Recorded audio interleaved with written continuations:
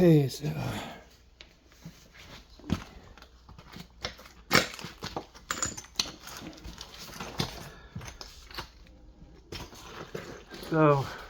yeah, hi. So I really like using the hammer drill, and thought you might enjoy just seeing. Basically, this stuff was put in really strong, so I gotta jackhammer it out. That's how it's going.